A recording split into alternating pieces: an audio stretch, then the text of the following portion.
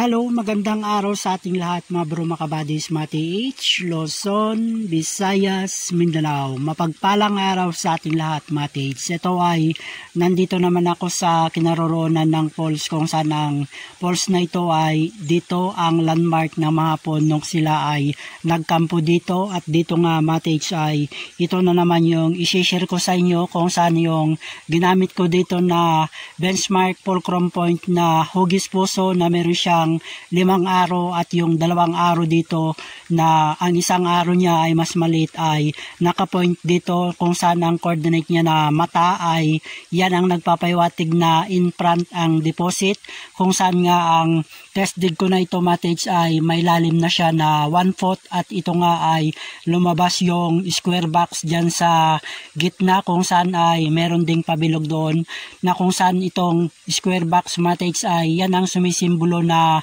pintuan, door entrance ang pinapahiwatig niyan sa lalim na 1 foot pa lang yan matage, kung saan ay ipapakita ko sa inyo ang mga kasama niya na lumabas na HTM ay nandoon yung HTM at ito pa yung ipakita ko sa inyo matage na legit na sign marker na nagpo-point nga kung saan nga ang spot ay dito mismo sa in front na kung saan ang makikita nyo na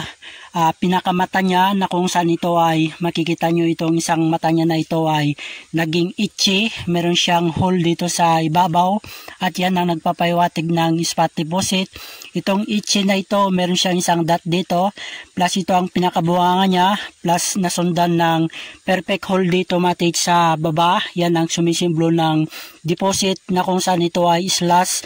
Ibig sabihin matage ay down and front kung saan nga ang spot ay dito plus dito matage ay makikita nyo itong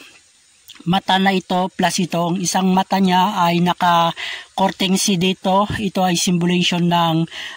door and front kaya nagpapahiwatig on the spot dito sa gitna mismo matage kung saan ang lumabas na square box. Ito ang symbolization ng door entrance kung saan ay naka B-shape din siya. Pagbalik na rin natin matage ay meron tayong makikitang isang slash na kung saan itong slash na ito matage ay sumisimbolo ito ng sukat na lalim na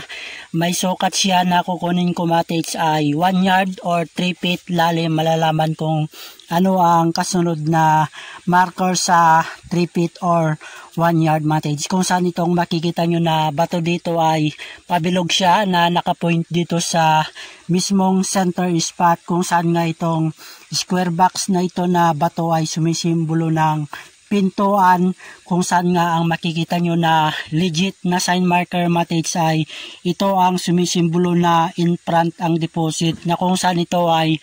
perfect hole plus meron siyang isang dot dito na naging mata niya na nakapoint dito plus meron tayong makikitang slash down. Kaya nagpapahiwatig ito matage na in front ang deposit na kung saan nga ay ito ang ipapakita ko sa inyo na nakuha ko sa lalim na 1 foot na kasama itong square box na dito mismo lahat nakuha ko yung mga iba't ibang klaseng HTM ito matage na ipapakita ko. Ito ang makikita natin na kulay dilaw na hugis puso. At ito ay makikita nyo, hugis puso pa rin ito na kinatid nila. Plus dito matage ay hugis puso pa rin ito na semi-foot na ibig sabihin niya matage ay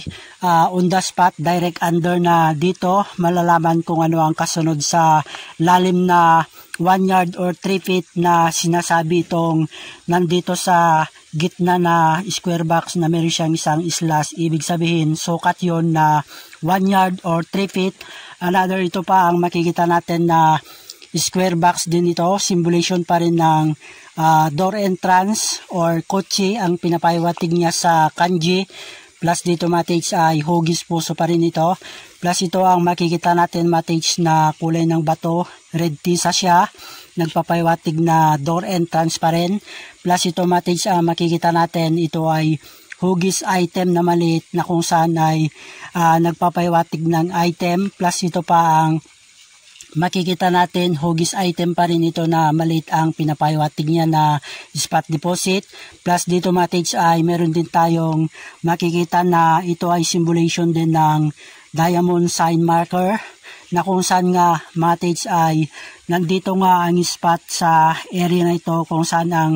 nandito sa ibabaw na benchmark fulcrum point na heart, ibig sabihin wealth deposit, na yung isang arrow niya ay ito yung isang arrow niya na sinundan ng dalawang mata dito, na kung saan yung arrow ay eksakto nakapoint dito mismo, na kung saan ang coordinate sign marker na makikita nyo matage ay ito ang nagpapahiwatig nga na eksakto ang deposit na kinaroroonan ay nandito mismo sa square box na ito, on the spot direct under, kung saan ay pintuan na ang pinapahiwatig nito matage. At yung isang arrow na ito matage ay eksakto rin na nakapoint doon sa area na yon na may kalakihan din na spot deposit dyan sa area na yan, kung saan ang counter sign na makikita nyo ay nandun na meron siyang hold on, enter sign, arrowway, isang dot, plus yon ay naka-pyramid simulation ng fire element, dahil yan ay naka 180 south diretso sa 360 north. Nandun yung turtle na nagsisimbolo sa alignment ng 360 north, kaya nandyan din ang isang spot. Yung isang spot pa ay nandito rin sa malaking bato, kung saan ay under din ang spot niya matage, kung saan ay nandun din yung tinestig ko sa kabila, na kung saan yung bato na yun ay simulation siya ng Mount Fuji, na kung saan ang spot niya ay nasa beside, kung saan yung tatlong puno na luma na makikita nyo ay naka-triangulation, pang-apat yung bato, na kung saan nga ang spot niya ay nasa kanyang beside. At dito nga matage ang sinubukan ko na tinesdig, at ito nga yung lumabas na positive area dito, dahil makikita nyo itong lupa na ito ay tabon lamang, kung saan ay makikita nyo may mga uling pa na nakahalo dito sa itinabon nila matage, na kung saan ito ay makikita nyo uling yan matage na sumisimbolo. Tuloy pa rin ang digging, kung saan nga itong square box na ito ay sumisimbolo ng door entrance dito na mismo matage, kung saan nga ay on the spot direct under na dito matage. At ito ay sharing lamang sa inyo matage, kung saan ay sinubukan kong tinesdig dito, baka sakaling mababaw lamang ito. At ito nga pala matage ay naka-alignment ito ng 45 northeast, na kung saan ang coordinate niya sa 225 southwest ay nandun din yung isang spot na sumisimbolo ng spot ay on the spot direct under, kung saan yung hugis puso na yun na kinatid nila na merong maliit na heart, at yung bato ay naka-triangulation, kaya yan ay naka 225 southwest, at ito naman ay naka 45 northeast dito sa portion na ito. Maaring ito matage ay may kababawan lang siya, at ito ang pinaka giveaway niya dito matage, dahil ang malalaking spot matage ay naka-triangulation spot, dahil itong benchmark fulcrum point na puso na meron siyang 5 arrow, yung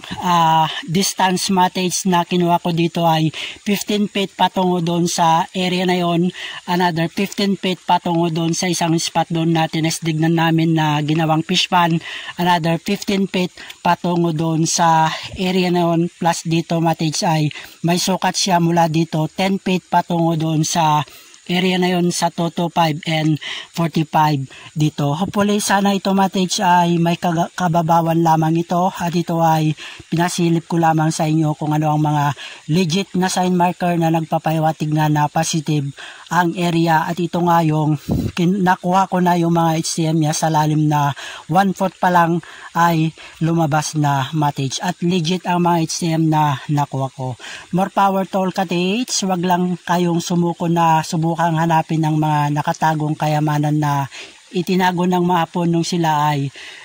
nagtago dito sa bansang Biblical Ophir, na nung panahong digmaing kalawa ay dito sa ating bansa napili itago yung mga loted na dala nila sa iba't ibang karatig Asian na nakuha nila na loted, dahil nung gera ay hindi na sila makalipad sa Japan, kaya dito na ibinaon yung mga ibang loted na iniwan na dito sa ating bansa, dahil kinalaban nila ang sanggatahang lakas ng Amerika at katulong din nila ang mga Pinoy soldiers or guerrilla warrior na taga rito sa ating bansang Maharlika or bansang Biblical Affair. Good luck sa ating lahat. Aba Alhayam and King Bisaya Wasyay, guide and bless sa ating lahat. Mati H. Yada.